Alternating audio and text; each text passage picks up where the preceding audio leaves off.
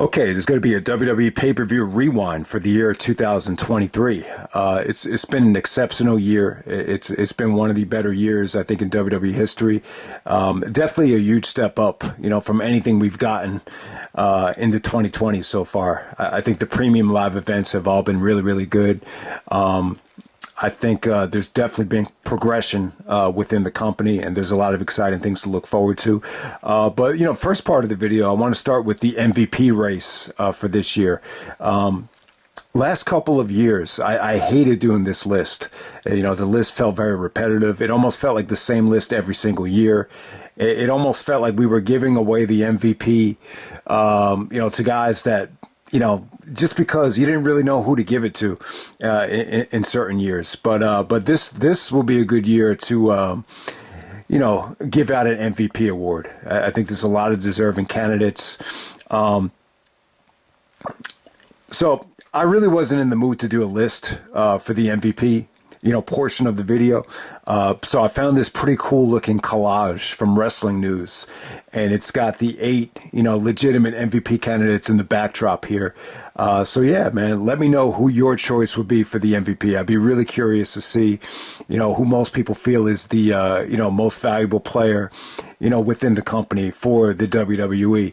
I think it's pretty much a two-way race, but, there's a lot of interesting choices in this backdrop right here. I think with a lot of the pictures here, you just see a lot of progression. Like certain guys, they've really progressed, but I wouldn't go so far as to say that they're the MVP of the company. So we're going to get right down to it with Rhea Ripley. I want to talk about Rhea first because she's the only female on the list. I mean, she's a champion of a stable that's, dominated by males. So it's really unique. We've never seen anything quite like it. She's really the only, WWE act that I can remember that got chance during an AEW show. And, the match quality has been, really, really good. If you give her the right opponent, you're going to get a classic like she did at WrestleMania. I think the problem with Rhea was, in terms of, why I wouldn't give her the MVP award is, just the quality of opponents. Like, she's had good opponents, but, they haven't been great. There's been a lot of squash matches, and there's just been a lot of times where, the opponent just hadn't, matched her in the ring. And some of the matches did, I don't want to say they dragged, but, just, a lot of the matches that she had, they just weren't up to par with the Charlotte match. I'll give you an example. I thought the match with Raquel, it wasn't as good as some of her other matches that Rhea had in the past. So definitely Rhea is you've definitely seen progression. She's really over. She's got a unique look, and if you give her the right opponent, you're going to get a classic. So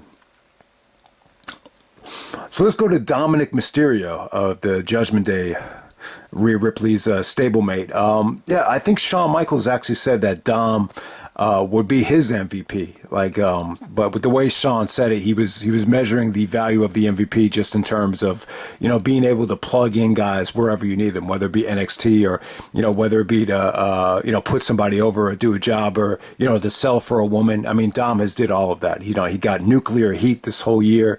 I don't want to say it's bad heat. I would say Solo Sikoa actually got worse heat in terms of it just being bad heat than Dominic Mysterio. Dom's gotten really, really good heat, I think. It's just, you could definitely see progression. You could just tell his look is very inspired by Eddie Guerrero.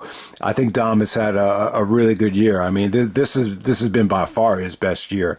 And, he had a really good match as well at WrestleMania against Mysterio that, I'm not going to say it stole the show, but it was part of the, the WrestleMania,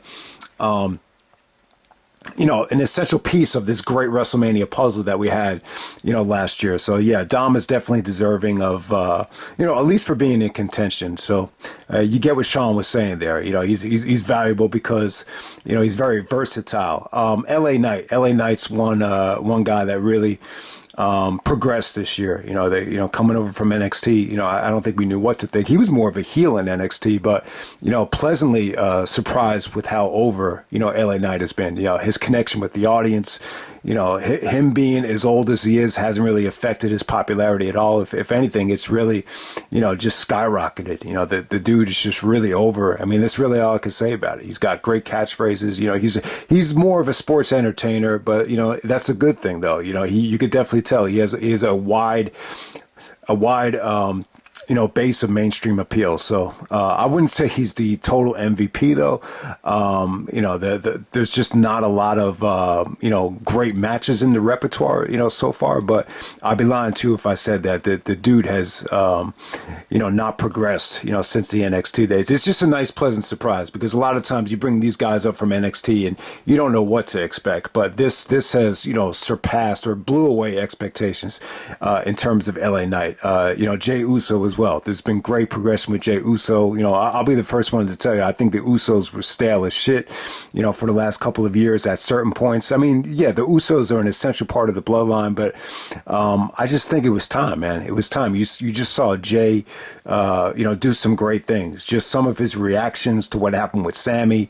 I think Sammy helped Jey Uso out a lot. Sami Zayn is not in this picture, but I would actually throw him in here as well. He's definitely deserving of a mention. Sammy and Kevin, were more so tag team champions throughout the whole year. So that pretty much, I think, took, Sammy out of the MVP race. But, Sammy's definitely another one. He had some of the best moments of the year, as well as Jey Uso. Who else do I want to touch on next? Okay. Let's jump to Roman. I think Roman pretty much takes himself out of contention, just not wrestling enough. I mean, he took off a lot. I think he had some minor injuries. I think the problem with Roman this year is you just didn't get the consistency that you got back in 2021. But at the same time, I mean, whenever this guy does wrestle, it feels like an event, all of the major storylines revolved around him. So if you're just judging it from, box office appeal or, the focal part of essential storylines, you put Roman into consideration. I think just what hurts Roman is just the lack of schedule. I don't even know if he had, 10 matches this whole year. And I don't think he ever wrestled. I don't think he wrestled on television, the whole year as well. There's just been a lot of delays, between matches. But whenever he did wrestle, whether it be Cody, whether it be LA Knight, whether it be Jey Uso, they felt like huge matches. They felt like big events. So you definitely have to throw him in the mix. He just wouldn't be my MVP because I just think I think his 2021 year it was definitely more consistent. I think he had better opponents that year as well. But yeah, I wouldn't be like, he got off to a great start though. That triple, to start the year, those 3 consecutive matches. That's what I'm trying to say against who was it? Kevin at the Rumble, and then you had Sammy at Elimination Chamber. Then you had Cody. I think he might have been on his way to winning the MVP, but after that, he was in a lot of tag matches. There was just a large period of time where he didn't, wrestle that frequently, and I think that's what kind of takes him out of, being in serious contention. Let's jump to Seth Rollins. Seth Rollins is a unique choice here. He might have had the best year he's ever had. He won the world title. Raw needed its own champion, so he beat AJ in the finals of this world title tournament at Night of Champions. I think Punk might have alluded to it that the theme song is more over than him. I don't know if that's totally fair to say, but Rollins has had another incredible year, and it is possible. It is possible that Seth Rollins might have won the MVP award, more than anybody in the history of the company. Like when you go back and look at it. I mean, 2015, it was between him and Cena. In terms of being in shape and just being a great athlete, that was Seth's best year before the the ACL injury in 2015. He was injured for most of 2016. That's the year he came back. That was when AJ won the MVP. I think AJ won MVP in 16 and 17. So yeah, either 2018 or 2019. You might have to give Seth one of those years. I think Drew's year was 2020. Roman's year was 2021. And then last year I gave Seth Rollins the MVP, and that's when I said, like, man, like how many times is Seth Rollins going to win the MVP? And it's funny, this might have been his most impressive year, just in terms of the entrance being over, the quality of title defenses. They call it the working man's title, this world title, the Intercontinental title. You could throw it in the same boat, but yeah, I mean, the match quality is there, and I think Punk coming back is huge for him because, because it's weird, man. Because even though he's MVP all these different years, it doesn't feel like he, gets the respect that a multi-time MVP would get. I mean, it's crazy. I mean, is he really the guy that won the MVP more times than anyone in WWE history? It'd be really interesting to see if that's really true or not. But, I can think off the top of my head. He must have won the award at least 2 or 3 times, before this year. And this might have been his most impressive year. Still, I wouldn't give him the MVP over, certain other guys. All right, so we're going to jump to Cody. Cody wins the Royal Rumble. He has one of the best, main events of WrestleMania history. He captains Survivor Series. He's on the poster for Survivor Series. The concept that his father, created. He paid, homage to that with, what he did in the, the War Games match. I thought that was really cool. The trilogy with Brock was great. When you go back to the match at Backlash, you didn't really know, like, I think that the first match really has aged very well. Like, when you go back to that match, you didn't really know, like, how long the feud was going to draw out. Is it going to be like a one and done thing, or is it just one match? But within the context of the whole trilogy, I think each and every match served its purpose, and just the way Brock put Cody over, it was just huge. They definitely stole the show at SummerSlam in terms of when you're combining the match and the moment. So Cody had a spectacular year. Just the way he recovered from the pectoral tear. I think it exceeded expectations. He was involved in, arguably one of the best Rumbles ever, arguably one of the best WrestleMania main events ever. Yeah, he's just great for the company in a lot of different areas from what I've seen. Not to mention the tag team title win with Jey Uso at what was it, at Fastlane, which is, probably the most underrated thing he did all year, tagging up with Jey Uso. I thought some of those tag matches were really fun.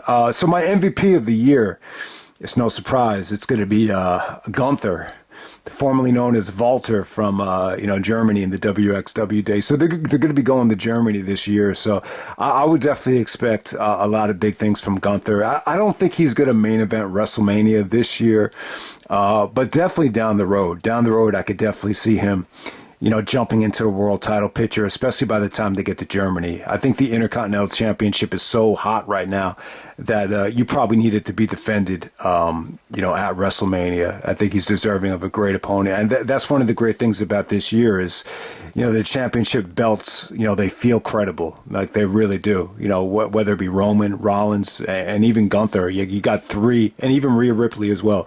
You got so many credible champions that have been champion for such a long time. And, Gunther more than anybody has, elevated the Intercontinental Championship to, the heights it's ever been to. I want to say Randy Orton had a really good reign, when he was IC champion. He kept track of the days and all that stuff, and that was a great reign. But when you look at what Gunther has done, I think it's even surpassed what Orton did.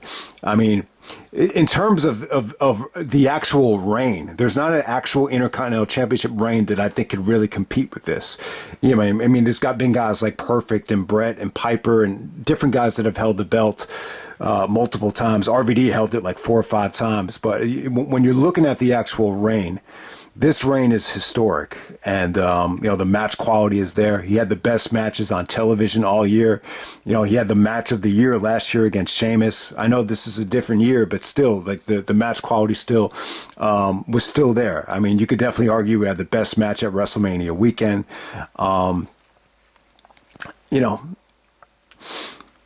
And even when he does like squash guys, whether it be a Riddle or whether it be Mustafa Ali, like it still feels like a dominant champion. Just the way he's booked, it feels like a monster.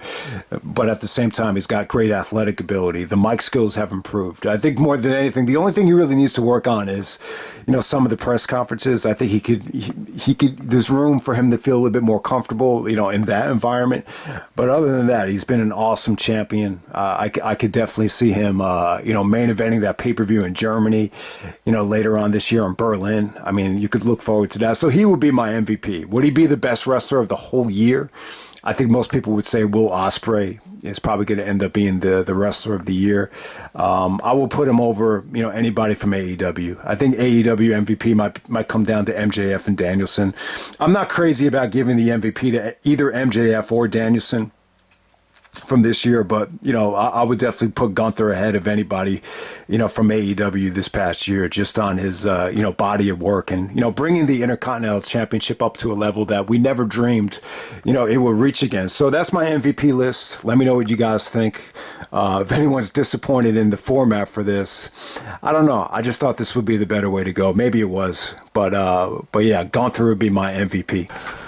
Okay, this is going to be the premium live events, or if you want to call them pay-per-views, I'll still call them pay-per-views, from worst to best. I mean, it is possible. This might be the most consistent run I think WWE has ever had within the span of a full year on pay-per-view. I mean, 2008 gets a lot of love in terms of the word consistent, but you did have some, pay-per-views that really weren't that great, like a Survivor Series 2008, for example.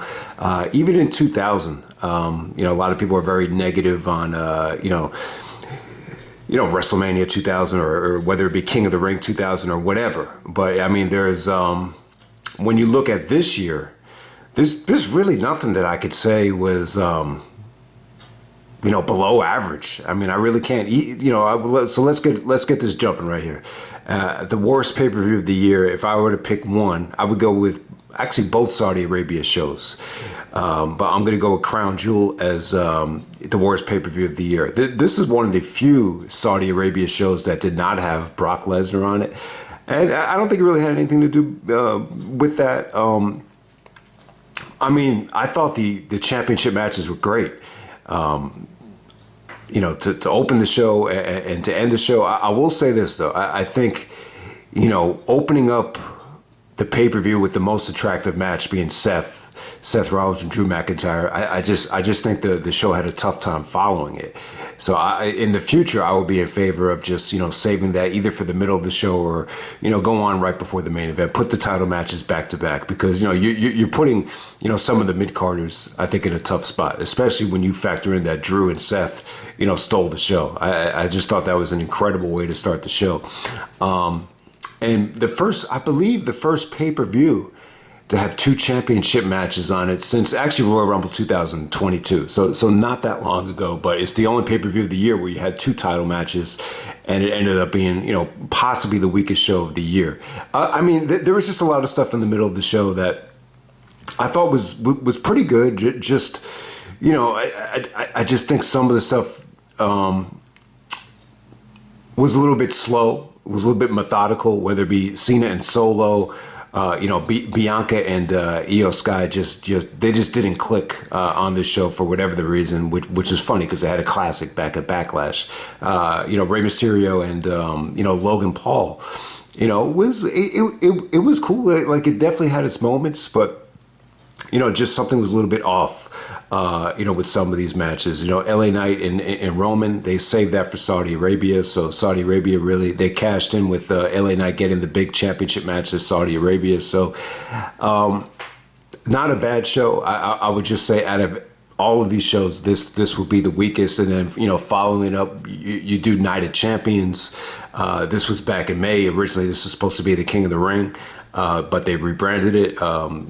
We ended up getting a good tournament on television with a whole bunch of triple threat matches, just narrowed down to the finals being AJ Styles and Seth Rollins.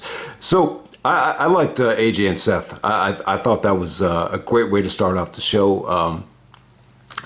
Looking back on it, I wish it wouldn't have opened it up. I think once again you give away the best thing on the show. The rest of the show just has a tough time following it. But overall, man, I think Night of Champions was cool. Just a lot of rematches here that I just don't think were quite as good as the originals, whether it be Asuka and Bianca or, Brock and Cody. I thought the Backlash match had a much better atmosphere. This was more focused on, the story of, Cody's arm being broken and, Brock, locking in with the Kimura. But, Kevin and Sammy actually, Sammy gets his revenge and finally goes over, Roman in a tag situation though, but, it kind of starts the dissension within the bloodline, but Sammy gets a great victory over Roman. So that's what you could take away from Night of Champions. Night of Champions, once again, it's another show that had a great atmosphere, but I will say, I think the Saudi Arabia shows, I think the atmosphere has kind of dwindled. I think there's been kind of a sense of, monotony with a lot of the, Saudi Arabia shows. So I wouldn't say that Saudi Arabia had one of the better atmospheres of the year for WWE. I think nowhere near Montreal and London in terms of fan reaction. All right, next up, we're going to go with Payback. The Payback. I think it was a solid show. It was in Pittsburgh. I think more than any other pay-per-view of the year, this just kind of felt like a generic WWE show. No Roman, no Brock, not a lot of part-timers on this show, no Edge. Edge was pretty much done with the company by this point. But you had a refreshing main event in Seth and Nakamura, who definitely struggled to find, a good crowd reaction. But it was an example of just solid, really, really good work in front of a burned out crowd. But it was still a good match and, a nice surprise return for Nakamura, his first WWE main event. So I like that. Trish had her best match ever against Becky to open up the show in the steel cage. Kevin and Sammy stole the show with the Judgment Day and the street fight, which had an incredible atmosphere and just really well booked. Just a ton of fun. One of the funnest matches of the year. But, Payback had some of the weakest stuff on it, whether it be, Rhea and Raquel. I think Miz and LA Knight was probably one of the weakest matches of the year, to be completely honest with you. And some people were a little bit lukewarm on, Cena's comedy stuff as the guest host. Next up, we're going to go to Backlash. Huge fan of the Backlash name and, give WWE credit for dropping the WrestleMania Backlash title. I don't know if that was a Vince decision to put WrestleMania in front of Backlash, but I mean, yeah, man, from Puerto Rico, probably the second best atmosphere of the year. Yeah, I mean, it was really good, man. I mean, actually, Bianca and Io, they got to go first. So sometimes you get to go first. You get to steal the show. I just thought they put out a classic. I mean, I just thought that match was a lot of fun. I mean, that's the hardest. I think the fans booed, Bianca all year. I think Damian Priest, this is really where he earned his stripes and kind of earned himself the Money in the Bank, to have a really fun match with the Celebrity and Bad Bunny. I'm not a big fan of celebrity matches, but a lot of people loved Damien and Bad Bunny. Just, it was just really, really well booked. It was just an adventure of a match. It's not really a one-on-one wrestling match. It was more of like a segment angle than an actual match, but it did feature some really good stuff. And once again, Bad Bunny probably, I think most people would agree, definitely over-delivered in that situation. Brock and Cody was cool, man. They got the main event, and it wasn't a satisfying finish at the time, but within the context of the trilogy and the storyline with Brock snapping and breaking Cody's arm, I definitely think the Backlash match has aged extremely well. And it was a pretty awesome atmosphere considering, Cody and Brock did go last and there's no championship on the line. And next we're going to go to Fastlane from Indianapolis. I thought the presentation of Fastlane was better than I expected. How they tied it into the Indy 500 and the race car graphics and the sound effects during the actual show. The presentation was pretty good, not to mention the logo and the Titantron setup. John Cena's return in a tag match right here with LA Knight. I really enjoyed that tag match. If you want to argue that it was slow and boring, you could definitely argue that. I just thought, there's a lot of times when you're working a WWE tag style, especially with Cena, It's more about the drama and the anticipation for the tags. And I just thought Cena did a really good job of, building up to that LA Knight hot tag. And, I thought it was a really, really fun, match with LA Knight and Cena going up against the Bloodline. This version, it's Solo Sikoa and Jimmy Uso. But, you're either going to love the match or hate that match. It totally depends on your personal taste. You're going to see ratings from 2 stars to like 4.25 for that. So that's probably going to be one of the more polarizing, matches of the year. I thought Shinsuke and Seth, I thought they topped their match at Payback. It was just a really fun, creative last man standing match. A lot of drama with Seth selling the back. You just had some really, really cool spots as well with the mist and the Falcon Arrow off the balcony. So yeah, Seth and Nakamura. I think that feud really over delivered. I just did not expect like anything out of Nakamura, and Nakamura is still doing it now. You could definitely tell, like since the changes, Nakamura is a huge part of the roster. He just had a really, I wouldn't say it was an amazing match with Cody last night, but they're definitely building to something between Nakamura and Cody. But we'll see what that evolves to. But yeah, Fastlane was fun, man. I mean, you had Cody and Jey Uso open up the show and taking the titles from the Judgment Day. And a lot of people weren't crazy about, Cody and Jey winning the tag belts. I thought it was cool, though. I think you wanted to show that Jey Uso's his own man and that he could win the belt with someone other than Jimmy. And more than anything, I think it was a chance for Cody to kind of go back to being the, more of a EVP, CEO type of role with, how he kind of brought Jey Uso to Raw. I guess that was the whole point of it. It wasn't a long title reign, but it was just a refreshing way to start off the pay-per-view with Cody and Jey winning the tag belts. I thought it was good drama too, especially the whole situation with, JD screwing up and nailing Damian Priest with the briefcase. I thought it was a fun way to start off the show. I just thought the whole pay-per-view, was pretty much fun. Even the Carlito return. So yeah, Fastlane. I think I said it at the time. Fastlane was probably, one of the more overachieving pay-per-views of the year, because I think a lot of people looked at it as filler, but it actually ended up being better than some of the other ones.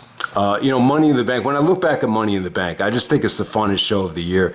Like if I were to tell somebody like what pay-per-view would you recommend if you just want to have fun and not worry about star ratings and not worry about like dissecting the pay-per-view in terms of from an analytical approach, I would just say just sit back and watch Money in the Bank. I would say this had the best atmosphere of the year. I mean the ladder matches got insane reactions. Drew McIntyre and Cena's returns got incredible reactions. I mean the main event is what it is. I've kind of grown a little bit tired of some of these Bloodline, main events. I just feel like they're a little bit too long, a little bit too repetitive. But if you want to look at the fact that Jey Uso, the first one to pin Roman Reigns in the new decade of the 2020s, it was an amazing moment there to see Jey Uso turn on Roman, and the Usos actually get a big feel-good victory over Roman in the main event. It was an awesome moment. I'm leaving some stuff out, but Money in the Bank was a ton of fun. I'm not going to say every single match delivered, though. There were some matches that could have been a little bit better, whether it be Cody and Dominic or even Seth and Finn Balor. I thought they probably had their weakest match on this show, but Money in the Bank was a ton of fun from London. I believe this is the biggest gate in WWE history that actually wasn't a stadium, so that's a pretty remarkable accomplishment. All right, next up we're going to go with the Elimination Chamber. I think I rated this a 9 while it happened, but it's funny though. I didn't really go in terms of the actual rating of the shows. I just went with what I felt was, had the most replay value or just felt the most special. I think the issue with the Chamber in terms of why it's not number 1 or number 2 or in the top 3, I don't know. I just think if you take away the main event, it's not that great of a show. I'm not a huge fan of the format. I'm not a huge fan of just putting the Elimination Chamber in this spot. I would prefer No Way Out, and if you want to sprinkle in a chamber every once in a while, I'd be more acceptable to that. But with the chamber, I mean, Sammy and Roman, obviously, it's going to go down in history as, an all-time great. I thought it was phenomenal. I don't even know yet. It might be my match of the year. So it has that going for it. And obviously Montreal has, history with just having tremendous, polarizing, but at the same time, just, overwhelming reactions, whether it be for Hogan, whether it be for Sammy. Montreal is crazy. And even the way they treated Shawn Michaels in the past, it's one of the most unique, atmospheres in WWE history. But the chamber matches were good. I mean, the bottom line is the chamber matches were a step up, whether it be the females or the males from last year. I thought the males elimination chamber was really well booked.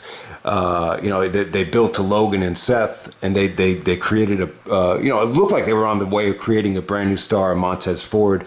It looked like Montez Ford potentially was going to be, arguably the most improved wrestler of the year.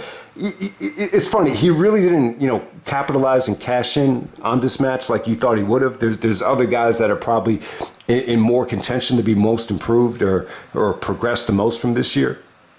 But I think what really hurt the show more than anything is just some of the endings, especially with Brock and Bobby Lashley. That whole thing was just very puzzling to me. So the feud ends in a DQ, and they never were able to follow up on it at WrestleMania. I believe there was a canceled match that was supposed to take place at WrestleMania with Bray Wyatt. So maybe the Bray Wyatt stuff kind of fucked up or interrupted, whatever plans they were going to have to wrap this thing up. But I'm not sure. But that's really the only thing that hurt the show. I mean, I'm not a huge fan of intergender matches, but I'd be lying if I said to you that, Edge's intergender match against the Judgment Day wasn't a lot of fun. It really was a lot of fun. So, yeah, Elimination Chamber, fun show. Maybe people overrated it at the time because the main event was so breathtaking. But hey, you can't deny it was a huge step up from, I think it was in Saudi Arabia the previous year. Yeah, that was the most forgettable Elimination Chamber pay-per-view I think we've ever seen, the one from 2022. Next up, we have the Royal Rumble. So we're into the top four. And it's funny, my top four picks are all Big Four pay-per-views.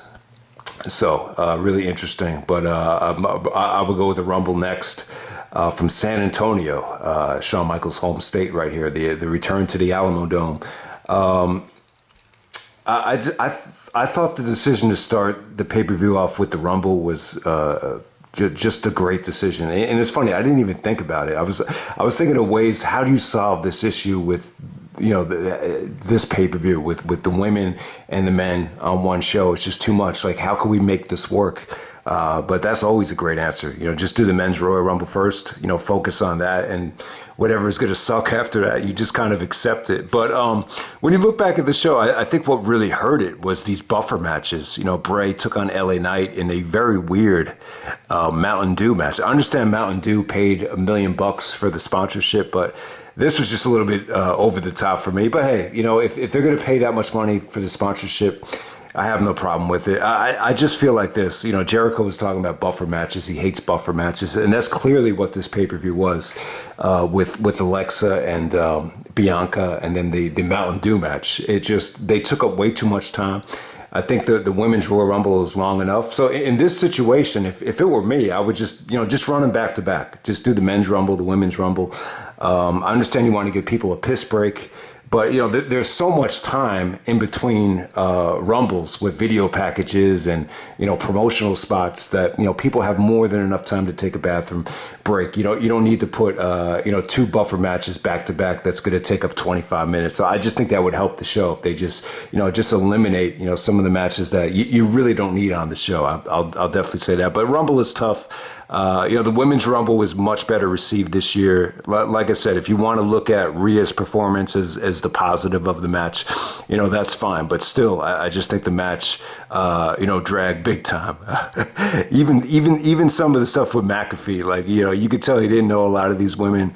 Piper, what was it? The Piper Nevin? Never heard of the name change. And he was just saying the name over and over again because he didn't know what to say. That was like one of the highlights for me.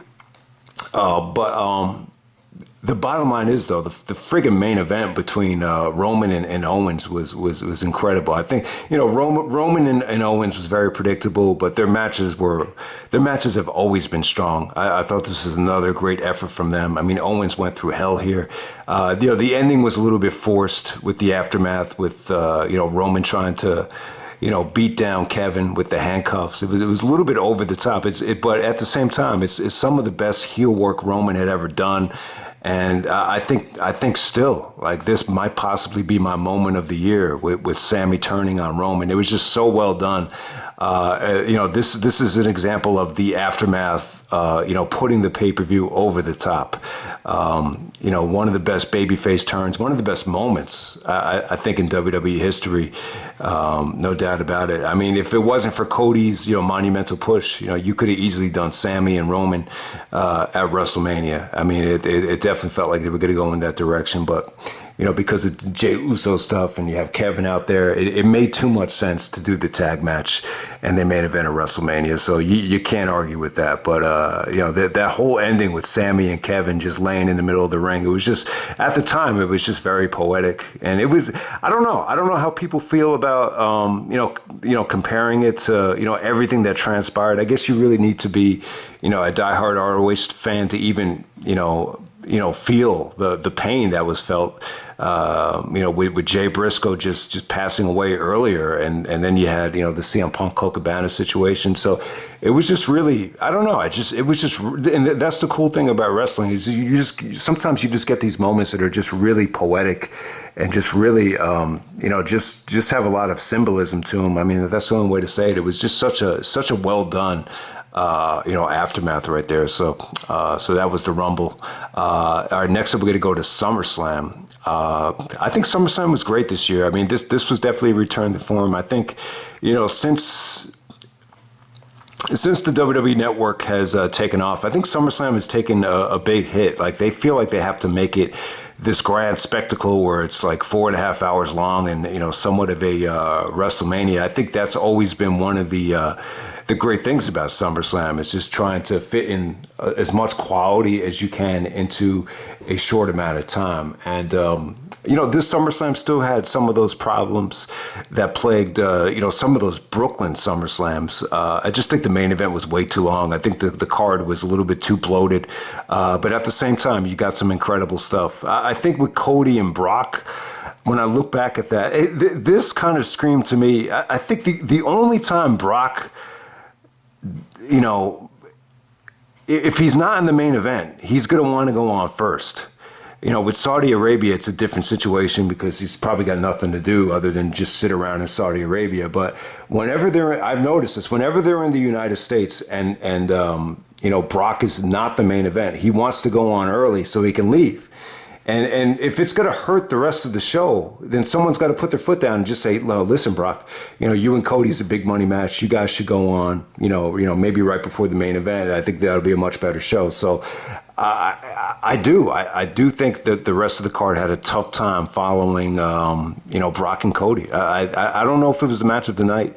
I might go with Seth and Finn Balor, but, you could argue either way. And it definitely stole the show when you factor in the aftermath. I love that aftermath. But yeah, the whole SummerSlam show was good. I think Logan and Ricochet was an awesome opener. I think I really underrated that within the heat of the moment. I'm not sure why, but that aged really well for me. SummerSlam definitely had the weakest match of the year, probably with Ronda and Shayna. The reaction just wasn't there. People just couldn't get into it for whatever the reason. The Battle Royal was a little bit puzzling, even though it was good. I'm just not a big fan of having Battle Royals in the middle of not just a pay-per-view, but a SummerSlam. I mean, but hey, I got the point. You got to see a lot of great talent out there. Trying to think, like, what really brought this show down for me. I really think Roman and Jay was good. It was tough because, this was actually the longest show of the year, because remember, WrestleMania was, 2 nights. So yeah, SummerSlam ended up being quite long. It felt like Yeah, it felt longer than an AEW pay-per-view. I think that's what hurt it more than anything. But if you're going to measure it in terms of quality, though, you definitely got some gems on this show. Like even, McIntyre and, Gunther was really, really good. I just think they had a tough time following Cody and Brock. And, Finn Balor and Seth Rollins, easily they had their best match of the year. I feel like that match is going to go underrated, for whatever the reason. But I think Seth and, Seth and Finn Balor, I thought they tore it up, man. A lot of those sequences were really good, and the booking actually worked a lot better here than I think it did at Money in the Bank with the Damian Priest stuff and the teasing of the cash in and all that stuff. So yeah, for as negative as I am about some of the stuff from SummerSlam, the quality, it's such a long show that it still had a ton of quality on it. Kind of had the theme of some of those WrestleManias from last decade, where the first half is amazing, and then there's definitely a fatigue or a burnout within the second half of the show. All right, next up we have Survivor Series War Games. We just reviewed this, and it's well documented. The War Games matches were incredible. I think everybody was over. The middle of the show wasn't amazing, but they gave you quality stuff without burning out the crowd, and which was genius, which was good. I mean, it really kind of felt like they learned from the mistakes of SummerSlam with that. And the highlight would be the Miz.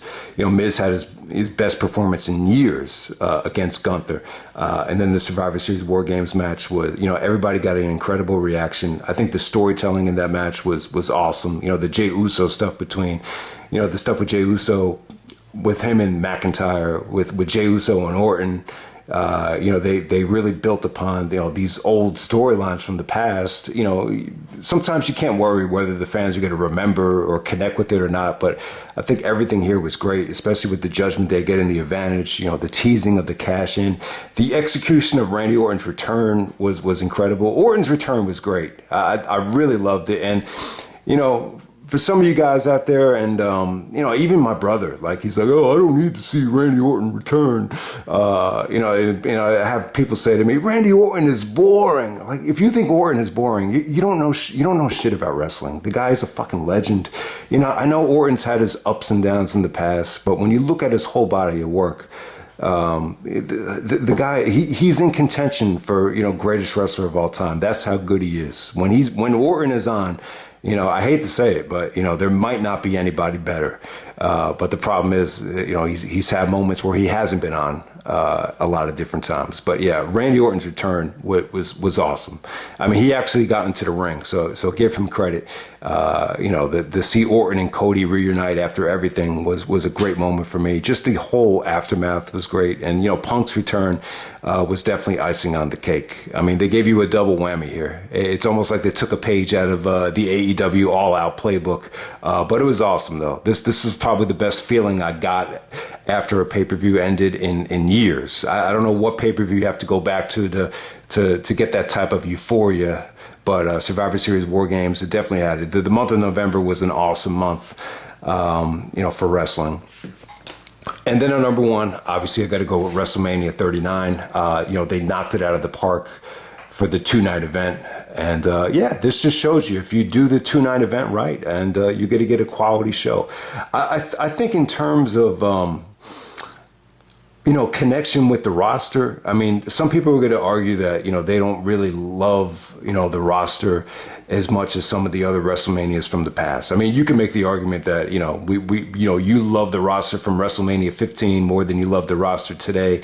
So that's why, a lot of people aren't going to, jump to the conclusion that WrestleMania 39 was, the all-time best. But you can't argue with it. You can't argue with the quality, just the matchups, the amount of time guys got, just the women and, how good the one-on-one stuff was with the women was incredible. Arguably, the most unpredictable and, the most back and forth WrestleMania main event we've ever gotten. There's just so much great stuff here. The IC title match. I mean, you name it. This WrestleMania as a whole, this was the place to be. There's so many WrestleManias where, you had felt like the better stuff was outside of WWE. 2011 would be an example of that. I know people that actually made the trip trip to WrestleMania and didn't even go to WrestleMania, and this would be the opposite. This was where, you know, all you really needed was WrestleMania, and you would have been fine. You want to argue Supercard of Honor was worth watching, then fine. But everything else was just like, you know, whatever. You know, it was almost a nightmare looking back on it to, you know, sit through all the other stuff from GCW and, you know, all the other stuff. And kind of put WrestleMania on the back burner until the end. I mean, that was definitely a mistake on my part, but WrestleMania 39 was incredible. You know, it was you know, I can't say enough about it. It's well documented. The 2-night event, you know, they hit a home run. So I'll end it right there. WrestleMania 39, easily the spectacle of the year. Okay, this is going to be my top 25 WWE Premium Live Event / pay-per-view matches of 2023. There will be an additional section that just focuses on the television matches, which is not a list. It'll just be the essential, you know, television matches from 2023. But let's get right down to it. At number 25, I have the Cody and Brock main event from Backlash. Incredible atmosphere, and within the context of, you know, this trilogy, I think it was a really, really good way to kick off the trilogy. So that's Cody and Brock, the main event of Backlash. Number 24, we have the men's Elimination Chamber match. This was actually for the United States Championship. Austin Theory successfully defends. This is where the Logan Paul Seth Rollins feud pretty much got underway with Logan sneaking into the chamber after Montez Ford is selling the concussion from the curb stomp. But yeah, Montez Ford was the you know, star of the show. I even thought Bronson Reed you know, did, you know, earn his paycheck and, you know, was awesome in that match as well. But yeah, that's the men's Elimination Chamber, and one of the few times you get to see Johnny Gargano on a premium live event that wasn't a Royal Rumble match. So definitely check it out if you haven't yet. Definitely a huge step up from last year's men's Elimination Chamber with you know, Brock annihilating Austin Theory to end that match. Number 23. We got Becky Lynch and Trish Stratus to open up Payback inside of a steel cage. I got to show love to Trish. You know, probably my favorite, you know, female celebrity, female wrestler of all time. She definitely had her best match ever against the man of the family, as CM Punk alluded to, Becky Lynch. I thought this was an awesome match right here. Tremendous core strength, just really, really fun action. There's actually a video that leaked of a fan trash talking to Trish, and you can see Trish actually mouth "shut the fuck up" to the fan. So yeah, Trish has definitely grown up a lot over the years, but she still has a little bit of an edge to her, which is cool to see. Number 22, we got the Usos taking on the Bloodline of Roman and Solo Sikoa. This is the main event of Money in the Bank. It had a tremendous atmosphere. The match is a little bit slow, not a lot of replay value for me. But I got to put it on the list. It's a historical moment for Jey Uso finally pitting Roman, and you could definitely see Jimmy a little bit conflicted on the finish there, if you'd never noticed it. So you could definitely see signs of Jimmy potentially going to turn on Jey, even in this match right here. But huge match for the Usos, main event of Money in the Bank in London, which was you know, an incredible atmosphere to say the least. At number 21, we have Logan Paul and Ricochet to open up SummerSlam. You know, probably the funnest match of the year if you're just judging it by athleticism. It was really, really good stuff. And you almost forget how good of a heel Logan was, you know, trash talking to Ricochet's girlfriend, the ring announcer. So yeah, that's an underrated part of the match. But yeah, Logan and Ricochet, yeah, I mean, they almost stole the show from SummerSlam. I don't know why. I kind of slept on this match while it happened, but yeah, you get to see Ricochet in rare form right here. I mean, the guy's got a ton of talent. You know, you saw him actually bust out the Benadryller, which you know, was a huge finisher for him back during the PWG Battle Los Angeles days. So yeah, Logan was great, man. This is the perfect guy to put Logan against, and I'm glad they got the cash in on it. The opener of SummerSlam, no better time to do it. At number 20. We got Edge taking on Finn Balor, the Demon, at WrestleMania. A great Hell in a Cell. I thought it was a lot of fun. So you got Edge and Finn Balor with the Russell Crowe, you know, doing the voiceovers in the video package there. So yeah, I thought the match was really, really good. Very violent. A lot of creative spots. The coup de grace from the inside the Hell in a Cell was, pretty damn cool to see. And number 19, we got Bianca Belair taking on Asuka at WrestleMania. It's probably the weakest of Bianca's trilogy at WrestleMania so far. But this is a great pure wrestling match. I think Bianca and Asuka had the most underrated match WrestleMania weekend. So that would be number 19. At number 18, we have the Women's War Games. We got Bailey's team. Taking on, I guess it was Team Bianca featuring, Becky, Charlotte, and Shotzi. Just a coming out party for Shotzi. I thought all the women here looked great. You had great moments, great story of redemption to put away Bailey. Bailey was a great trash talking heel in this match, but in terms of spots, in terms of action, this might have stole the show from Survivor Series. At number 17, we got Gunther taking on Drew McIntyre in the underrated match at SummerSlam. They had to follow, the Battle Royal. They had to kind of pick the crowd up from, Ronda Rousey and Shayna's MMA match, but I thought they did a good job of it. I think Gunther and McIntyre, some of the most underrated work of the year. I thought it was great. Some of the interceptions here from Gunther to the Claymore was breathtaking stuff. And Drew is an underrated high flyer as well. For him to be carrying all that muscle and all that mass, and he really, flies around like a cruiserweight at times. But a nice little victory for Gunther to go over the 2020 MVP and Drew McIntyre at SummerSlam for the Intercontinental Championship, at the time, I think he was approaching or surpassing the Honky Tonk Man. I hate to say it though, but every time Michael Cole said he's on the verge of passing the Honky Tonk Man, it's almost laughable. It really is, because when you put Gunther up against Honky Tonk Man in terms of work rate, it's almost, I don't know, it's like the biggest mismatch in WWE history. At number 16, we got Seth Rollins taking on the phenomenal AJ Styles to open up Night of Champions for the world title that was just brought back. Originally supposed to be a King of the Ring, but we got Seth and AJ tearing it up to open up Night of Champions. I don't think anything on Night of Champions was able to follow this. I'm not going to bitch about AJ Styles. He's 46 years old. They don't want to use him too much on the premium live events. It's almost like Derrick Rose syndrome hitting AJ at this point of his career. But, from what I've seen, I think AJ still has it. And I think him and Seth, their matches have always been strong, and this was no different. This was a really good match. Some of the counters here to the pedigree and the Styles Clash were really, really well executed. So Seth goes over, he sells his ass off here with the sprained knee after the tope. And I just thought it worked really well within the context of the selling of the curb stomp. At number 15, we got the men's Money in the Bank ladder match. This was an incredible atmosphere. LA Knight. This is where LA Knight really shined. He proved that he was the most over guy in this match by far. It wasn't even close. Like, this is the most over anybody's been in a long time. Damian Priest kind of steals his thunder and, choke slams him off the ladder to win this match. Logan and Ricochet, obviously they had the spot in the match with the Spanish Fly when they landed on the rope. That was an awesome spot. But everybody shined here, from Butch, the formerly Pete Dunne. I thought he looked really good here. So everybody got a chance to shine.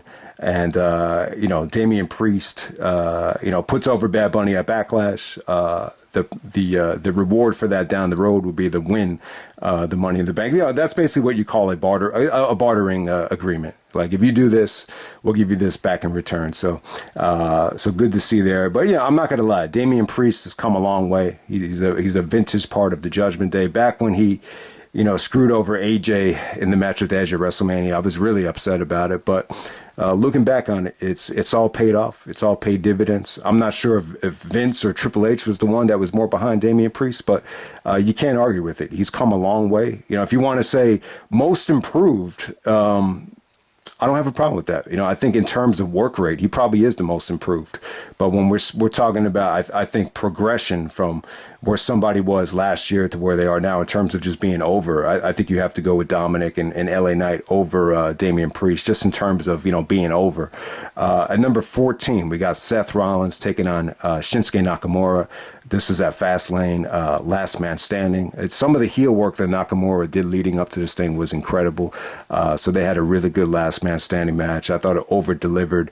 You wanted to see Nakamura win. I was hoping this world title would be bounced around a little bit more, but it's clear that Triple H is very strict about just not giving guys belts just to pop a rating and, doing the Russo thing from 99. I mean, these belts are sticking, and they're sticking long. So, give them credit. You got Seth, Gunther, and Roman, and you even got you got Rhea as well. You got credible champions up and down the rosters. So thumbs up there. I have no problem with Seth retaining when he's going to have matches of this magnitude. At number 13, we got Roman Reigns taking on Kevin Owens, Royal Rumble. Probably the most predictable match of the year, but the aftermath made it great, and Owens put up a great fight. The work between Roman and Kevin has always been good. Going back to the pandemic, and this was no different. At number 12, we have Seth Rollins taking on Drew McIntyre to open up Crown Jewel for the world title. Yeah, so Drew comes up short. He does some great interaction with Rhea Ripley. Rhea wanted him to join the Judgment Day, and Drew kind of turned it down. So that's probably the highlight of this whole match, just Rhea laughing at Drew. But yeah, I really thought Drew was going to win this thing. The fans definitely wanted it, and I love the story of Drew. Just being a little bit bitter, about what happened during the pandemic. Not being able to wrestle in front of fans. I thought that was a good story, and I thought it was cool how they brought it back. For this storyline right here, I thought it was really well done. So that's Seth and Drew to open up Crown Jewel. Nothing was able to follow that match at Crown Jewel. At number 11, we got Kevin Owens and Sami Zayn. Taking on the Judgment Day of Damian Priest and Finn Balor from Payback. This is the Steel City Street Fight. I could have done without Kevin and Sammy dressing up like the Pittsburgh Penguins. Because, I don't think Kevin is not a sports fan. We know they're from Canada. I could have done without that. But, hey, Pittsburgh loves their sports teams, whether it be the Steelers, Penguins, and the Pirates would be the third wheel in that situation. But, just thought it was awesome. Just a ton of fun. The kendo stick stuff. With the trash cans, the high spots, you just got to see Sammy in his full arsenal here. He just, like I said, I don't mean to be repetitive, but it really reminds me of how good Kevin and Sammy can be if you just give them a playground to play with, like they did against the Briscoes. So if you haven't seen the match against the Briscoes at Death Before Dishonor 5, Night 1, that was incredible. So this was very similar to that. So definitely check out that Briscoes match. It's something to behold. I'll definitely say that. It might even be better than the Ladder War when you look back on it. At number 10, we got Bianca taking on Io Sky to open up Backlash. So yeah, man, sometimes if you get the opening match in front of one of the greatest environments in WWE history, you're guaranteed a classic. Just a very polarizing reaction for Bianca. Io has proven to be a hell of a talent, hell of a wrestler, hell of a high flyer. One of the most talented women we've ever seen. So Bianca's able to fight off the Bayley interference and retain over Io Sky in what was by far like the match of the night at Backlash. At number 9, we have Seth Rollins taking on Finn Balor from SummerSlam. I thought this was sweet. I think if you're going to be negative about this and not rated over the 4-star level, the only thing you can say negative about it is the crowd was kind of weak in the beginning. They kind of had to pick the crowd up. Finn even he knew it, so he took the crowd out of it. But if you could stay with the match and appreciate what they did here, the Damian Priest interference in the Judgment Day stuff, it actually worked within the context of the match. It actually made the match better. They used it to actually bring more drama to the match. So that was cool. And, just the work here between both guys was incredible. The Falcon Arrow into the small package, that was one of the, better executed near falls I think we've seen all year. Just that coup de grace spot, that you could definitely feel it in the crowd. Like they thought, wow, that the title's going to change here with Finn actually winning it. The 7 thing was kind of weird. If you weren't following the WWE in 2016, you're probably like, why does Finn actually have 7 tattooed on his chest? It was because it's the seventh anniversary. It's the 7th anniversary since Finn actually got injured from the buckle bomb in the SummerSlam match against Seth. And Seth is actually wearing the same attire that he wore at SummerSlam. So these are little things that you really have to be a diehard fan to really appreciate. I'm not so sure how well some of that went over. I wouldn't have even remembered that Seth was wearing the same vest that he did back in Brooklyn in 2016. But, I like stuff like that. That's the kind of stuff you would see in a movie like Mulholland Drive, which is very layered and very nonlinear. So I love that about the match. But sometimes it's hard for stuff like that to resonate with everybody.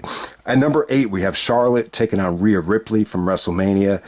God, a great match. And this is another trilogy right here. The NXT Championship from WrestleMania 36, the Money in the Bank Classic from the, in the ending of the pandemic when you finally had fans back, and then you have this little match right here, which was icing on the cake. It was pretty damn good. So yeah, if you put Rhea with someone like Charlotte, you're gonna get a classic. So it was awesome stuff. I got that at number 8. Number 7, we have the Usos taking on Kevin Owens and Sami Zayn from WrestleMania. Yes, I'll tell you what, man. Sami's theme song. It really works to close a pay-per-view, to close a WrestleMania, if you want to create that feel-good moment. The combination of Owens crying when Sammy's music hits, it really did bring tears to my eyes. I mean, it was something to see. So, you can't argue with it, man. I know a lot of people were deflated that Sammy didn't get his moment at Elimination Chamber, but, to win the championship with your best friend in the main event of WrestleMania, it doesn't get any better than that. I got pretty emotional during the review because, I thought about, some of the friends that I grew up with in middle school and high school, and I just don't keep in touch with them. And so I was just trying to make a point, like, when you want to win the championship with your best friend that, you're still in the company with, it's almost too good to be true. So just wanted to, give love to Kevin and Sammy for an incredible, WrestleMania main event right there. So, yeah, tag team of the year is kind of tough. The Usos have won it, plenty of different times, but, you could definitely argue if you're not going to put Sammy in the MVP contention, you gotta give Kevin and Sammy tag team of the year. No doubt about it. Number 6, we have the Royal Rumble match. We got Cody going over Gunther to end the Rumble. I thought the Rumble was great. I think from what I remember in the comments section, a lot of people were disappointed that certain guys got eliminated too quickly, whether it be Brock or whether it be Edge, and it kind of took the predictability out of it. Yeah, it is a predictable Rumble, though, but when there were other things about it that they accomplished, and at the top of the list, it's Gunther. Gunther lasts 70 minutes in the Rumble. It's the longest anyone's ever lasted in the Rumble. Conditioning was not a problem for Gunther. And it's funny, conditioning has been a problem for Walter, possibly in the past when he was carrying a lot of weight. And, in some ways I prefer the older Walter when he was like 100 pounds heavier. But God, man, I thought the ending between Cody and Gunther was incredible. Even the stuff with Logan and Seth and Ricochet was great stuff. I just thought it was a really well booked Royal Rumble match. That's all I can say about it. If you want to argue it's too predictable, then that's fine. But I think when you're judging it just from the stuff that went on in the ring, I just don't think it gets any better than what we got this year in terms of work rate. I really don't. So, and then you have the whole stuff with Gunther, Sheamus, and McIntyre, where you could clearly see they were building up that triple threat at WrestleMania. So I like that about the match too. So, at number 5, I got Roman taking on Cody at WrestleMania. Some people might be surprised I have it this low, but yeah, I would agree though. That Solo Sikoa stuff, it's pretty repetitive. I think for an ending of WrestleMania, you got to do something different, and that ending was already done at Clash at the Castle. And Sylvester Stallone pointed out this too. This is why he never wanted to die in any of his movies. Like he always thought if you're an audience paying to see something, you need something to go home and give you some type of uplifting spirit or something you could build upon in a positive way. You don't want to, have a negative cloud over WrestleMania, and that's what it felt like it was, I think, for a lot of people. But for what went on in the ring, though, I got to say, the most unpredictable main event in WrestleMania history. I think the work between Cody and Roman was phenomenal, and I don't think the work that they did in this ring should be ignored. It was a great WrestleMania main event. We've seen so many bad WrestleMania main events, including from Roman Reigns as well. I mean, Roman was on an ugly streak there of just, mediocre and somewhat poor WrestleMania main events, with, starting with Triple H, then to Undertaker. And then I think there was one with Brock in there at 2018, which was very negatively received. So he had a trifecta of just poor WrestleMania main events. And, yeah. So I'm not going to lie to you. This has definitely been a step up for Roman in terms of WrestleMania main events since the pandemic. This will be at the top of the list, no doubt about it. At number 5, we have Team Rhodes, featuring Cody, Sammy, Jey Uso, Seth friggin' Rollins. So Seth Rollins is the champion, but he's not even the captain of his team. I don't really think it matters who the captain is. And then you have Randy Orton making his triumphant return to take on the Judgment Day with Drew McIntyre at War Games. It's well documented how I feel about this match by now. But yeah, definitely the probably the best booked match of the year. No doubt about it. I mean, this was predicated more on story rather than spots, but still this had some, mind-blowing spots as well. And so yeah, that's the Survivor Series main event. I got that at number 4. And then on number 3, I got Brock taking on Cody from SummerSlam. Yeah, sometimes you just need to wait and be patient. I know a lot of people jumped the gun and were like, man, what the fuck are they doing with Cody? They're ruining Cody. They're feeding him to Brock. Sometimes you just need to let things play out before you judge him. And I don't think anybody would have envisioned this SummerSlam experience going this well for Brock and Cody. But, they kind of, I will say this, they kind of cheated a little bit, for them to go on that early. It's a little bit easy to have the match of the night when you're going to go on that early. But hey, I think, you can't take away from what they did in the ring. It was an incredible match, incredible story. And, the aftermath is, it's one of the best things of the year, just Cody's, reaction, to Brock giving him the stamp of approval. He looked like a little kid in a candy store. And the thing, this is a guy that's a CEO and an executive vice president, and he still has a little bit of that kid in him. And, maybe the trilogy over Brock was a way to finally, get over that hump. And so I thought it was incredible. Definitely, if you don't want to argue the match of the night from SummerSlam, definitely the story of the night was the Brock and Cody stuff. At number 2, we have Gunther, Sheamus, Drew McIntyre, a triple threat from WrestleMania. An incredible match right there. There's nothing more I could say about it. Just very hard hitting. You knew what you were going to get between Gunther and Sheamus, but you add in Drew. It's one of the best triple threat matches ever. It was just refreshing. You just get the feeling like this is a match that Triple H put on the marquee. This is something that you would have never gotten, before a lot of the changes have taken place, and it just put the Intercontinental Championship over huge. There's nothing more I could say about it. It was just an incredible match, and it's amazing how short it was too. Because they packed a ton of action into 17 minutes. There's been triple threat matches that have gotten twice the amount of time and were not able to accomplish, this kind of quality. I'll definitely say that. And then at number 1 we have Roman and Sami Zayn from the Elimination Chamber. This would be my number 1 match. I just felt like it had the best atmosphere of the year for any main event. I just think it felt very emotional. Just the story going into it, Sammy's wife on the outside, Kevin Owens' return. If you want to argue that it was a deflating ending, then that's fine. But I thought, I just never really thought Sammy was utilized very well in WWE. But things have definitely turned around. Things have definitely changed. I was so frustrated with Sammy when you go back to I think it was WrestleMania 36 where he wrestled Daniel Bryan. I was just like, what? This is just not living up. He's just not living up to his potential. But this is the total opposite. Yeah, Michael Cole said it best. This was a rare occasion where all the stars aligned, and you just got a classic. So that's Roman and Sammy from the Elimination Chamber in Montreal, Sami Zayn's hometown.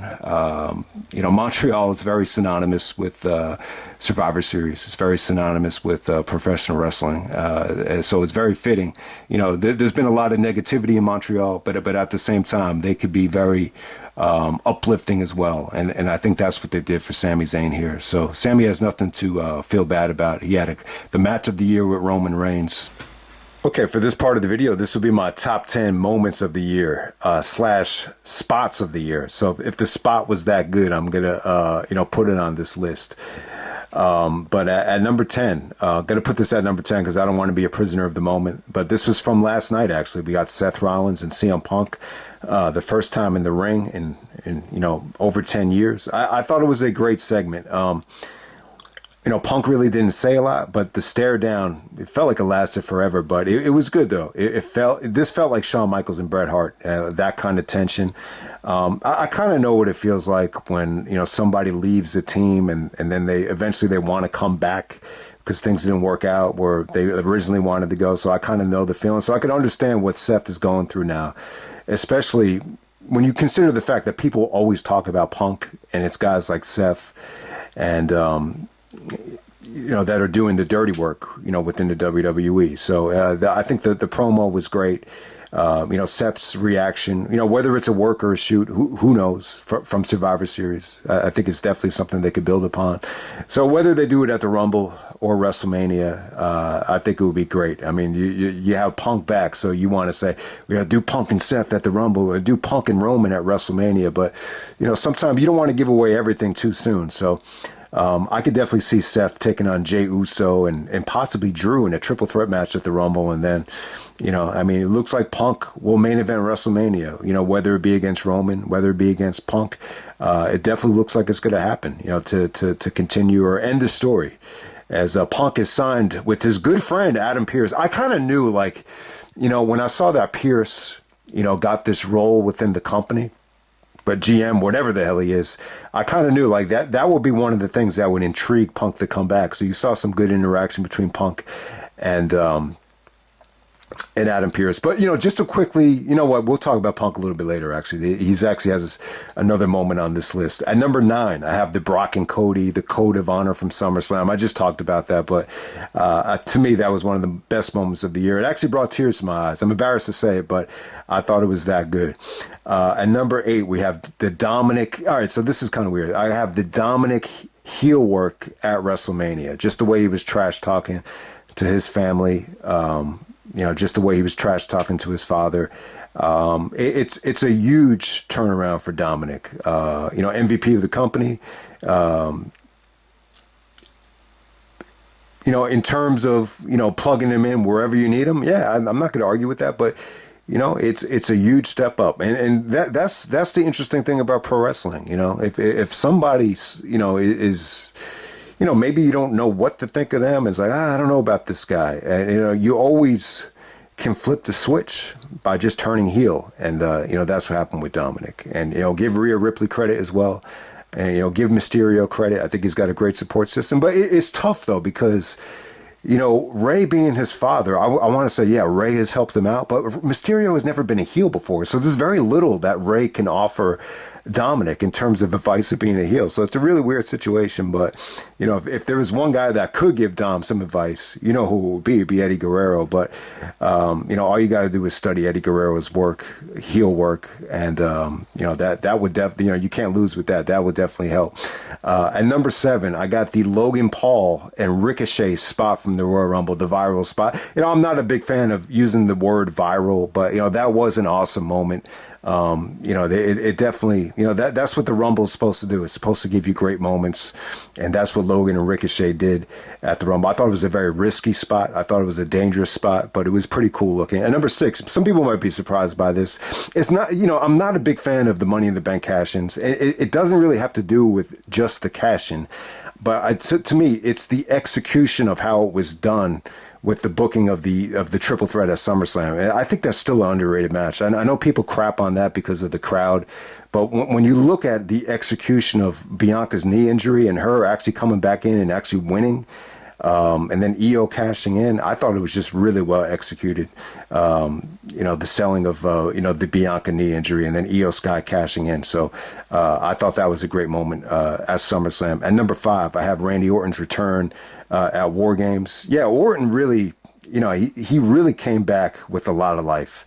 This is the most passionate, the most jacked up I've seen him. He just looks refreshed. Sometimes a year and a half will do that. And then I want to mention the RKO spot to JD McDonough.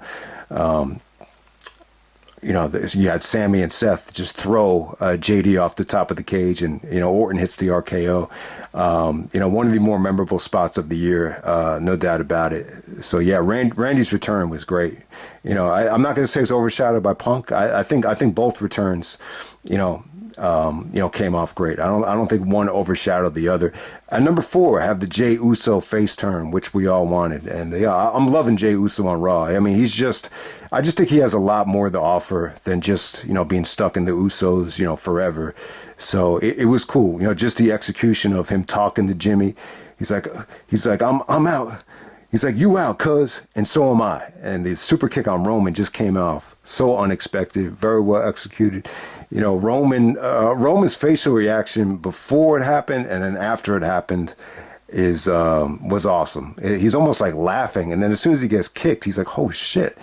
So the Jey Uso babyface turn was very well done. You had to do it, and I think what they did with Jay, bringing him to Raw, I think that was the right move. To have him feud with Jimmy on SmackDown, they definitely made the right move with that. At number 3, I got Triple H's WrestleMania Aftermath. So if you didn't see it, I believe it was the Raw after WrestleMania. It opened up with Triple H, and he just got a standing ovation. Everyone was chanting his name. It's not a coincidence. I mean, the fact that Triple H had, that much power going into WrestleMania. You got, one of the best, if not, one of the best WrestleManias of all time, top 5, top 3, whatever you want to say it, in terms of star ratings. It possibly is the best. It was just a great moment. I just love what Triple H is doing. You could just see the fire and the passion in his eyes. The fact that he can't wrestle anymore, it does suck. But when you're that passionate about the business, he could trigger all that passion just into the product. And that's one of the things that, being a wrestling fan, you get to, one of the things you'll notice throughout life is, some of the people you grew up with, whether it be friends, family, whatever, they don't share the type of passion still for the business. But, that's one of the great things about Triple H is his passion has never wavered. You could still see the fire, in his eyes in these press conferences. And, you could tell he wants to, deliver, every single time, deliver something special. Maybe not for every pay-per-view, but for every big time event, he's doing the best he can. So there's still a ways to go. I think there's still a ways to go in terms of making the television product must see. There's definitely some obstacles with the the 3-hour Raws and the television shows. I mean, you don't want to. You don't want to oversaturate the product with, tons and tons of matches for free on television. But I think the key for Triple H is, how do we've already solved the premium live event problem. Now, how can we solve, just people being emotionally invested where they can't miss, every single Raw or every single SmackDown? But at the same time, though, there's still ways where you can, follow the product without sitting through, 5 hours of television each week. But it's tough, though. It's tough. But he's surpassed expectations in my book, no doubt about it. And number two, we have the CM Punk return in Chicago. It came off a lot better than expected. I think Punk seems happy to be back. I'm actually a little surprised at how over he's been. Considering it's been about 10 years, but it just kind of got me thinking. It's just funny how things change so quickly. You just never know. I mean, the AEW run was good. Everything was great. Everything was great until you get to Double or Nothing. After he won the belt, yeah, everything went down the shitter. But it's just funny how things just really, really change. But, if you look back on it, though, there's just little things that happen. Cody leaving, him trying to, recreate the past with Ring of Honor. And that's one of the things I've learned, being on YouTube. Like, you can't expect everybody to connect with Ring of Honor. They didn't have an astronomical television deal. They didn't have an accessible product. The product only, catered to, diehard fans that were willing to follow the company very closely. So, I think it was kind of a wake up call, what happened at Revolution when he came out with the old attire and the old theme music, and he just didn't get much of a reaction. I think stuff like that kind of made him realize, all right, this is just not, what I envisioned. I think, when you look at Tony Khan in some of these press conferences and you see Punk's facial reactions, he almost looks like he's about to crack up. I think it was during the Double or Nothing press conference where, Tony Khan just kind of got carried away by the Eric Bischoff stuff and, just little things like that. And then when you factor in the injury, then you factor in, some of these guys, you just never really envisioned, I don't think anyone thought long term, like, oh, okay. We're going to make the Young Bucks executive vice presidents of AEW. Like, no one ever envisioned, all right, well, should we worry about them pissing off the franchise? Should we worry about them pissing off CM Punk, down the road? You don't really think long term like that, but in the heat of the moment, like, that's the reality. So it's tough, though. It's tough to cater to all these egos, when the guy in charge is, somewhat of a fan. And, Tony Khan is great. I love his passion. I love everything about him. I love AEW, but, I think Punk started to get a little bit, I think he started to get a little bit frustrated. I think he started to get a little bit bored. And one of the worst things I think you can do in wrestling, and it's almost like the Bret Hart thing with WCW. Like when Bret went to WCW, it was like, all right, yeah, like give him the WCW. He's got beef with nobody there. Nobody's going to care about who he feuds with because, the real life tension is in the WWE. So one of the worst things you can do in wrestling, from what I've learned, is to put somebody in a promotion or a territory where they just get along with everybody and there's no actual beef. All the beef was Punk with everybody on Dynamite, whether it be the Bucks or Kenny Omega or Moxley or Jericho. All that great stuff that AEW could have cashed in on and made millions.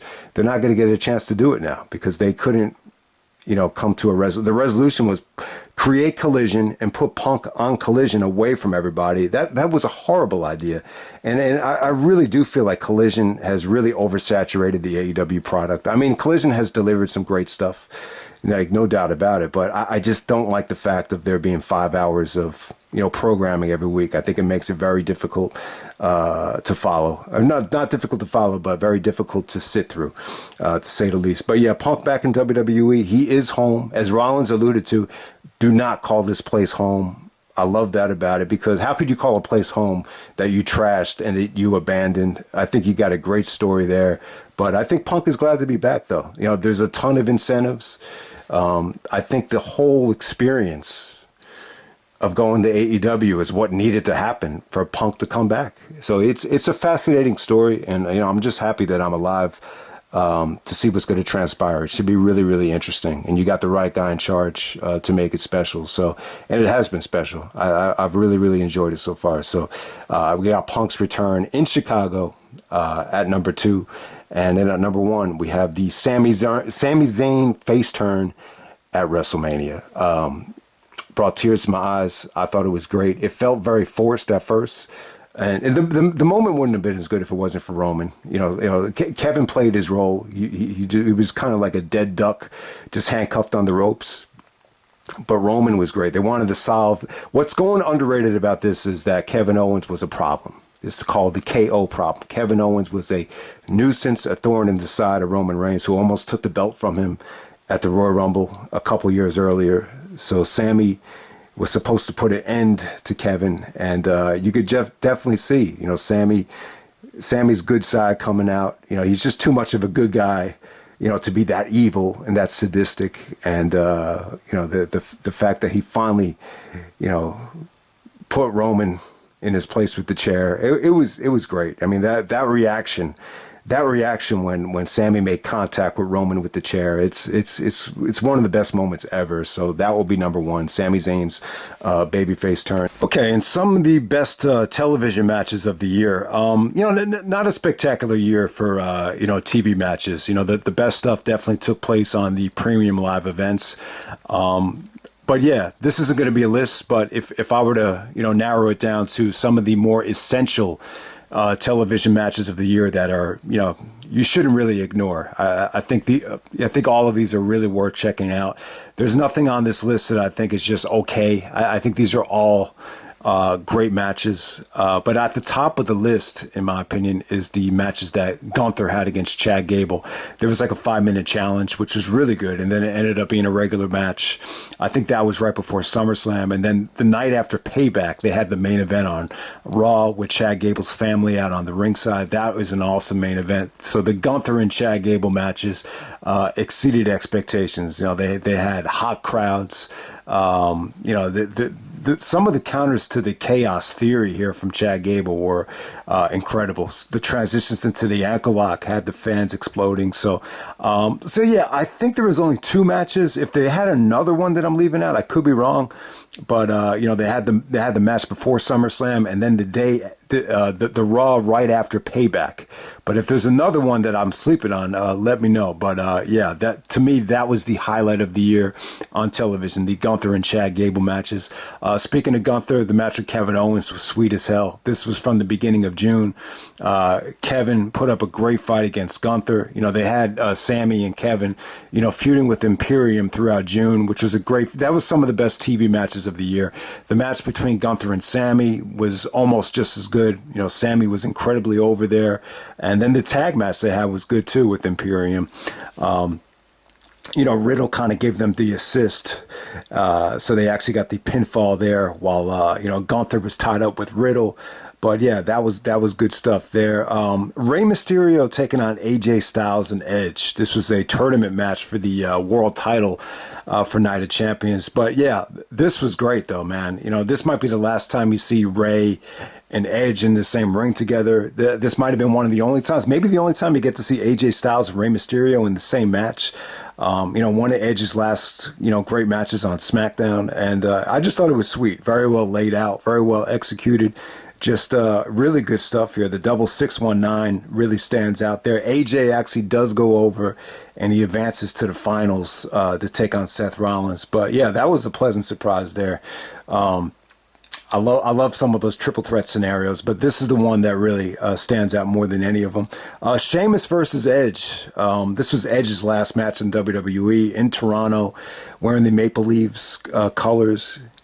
Yeah, Beth Phoenix out there, and yeah, I thought that was must-see stuff. I thought Edge went out with a bang. One of the best matches I think Sheamus has ever had, at least on television. I thought it really did over-deliver. Rey Mysterio and Santos Escobar was sweet, kind of set the tone for Santos's heel turn.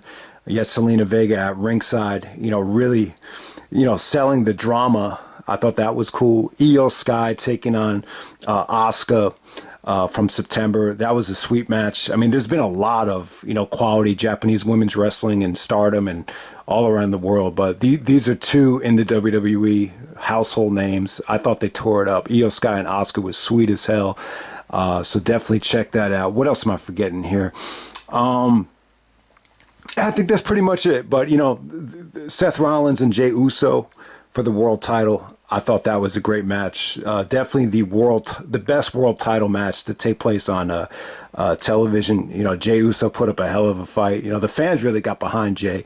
Once again, you saw that that spear into the pedigree by Seth, which is always awkward. But yeah, Seth goes over Jey Uso, and definitely the best world title match that we had on television, and it was in December as well. So probably the only great match we'll get in December from WWE. But yeah, those are some of the television matches that I just think are worth hunting down. Yeah, if I missed anything, if there's an under the radar TV match that you want to post, then go right ahead. End the video there. That's the 2023 Pay-Per-View Rewind, and I'm out.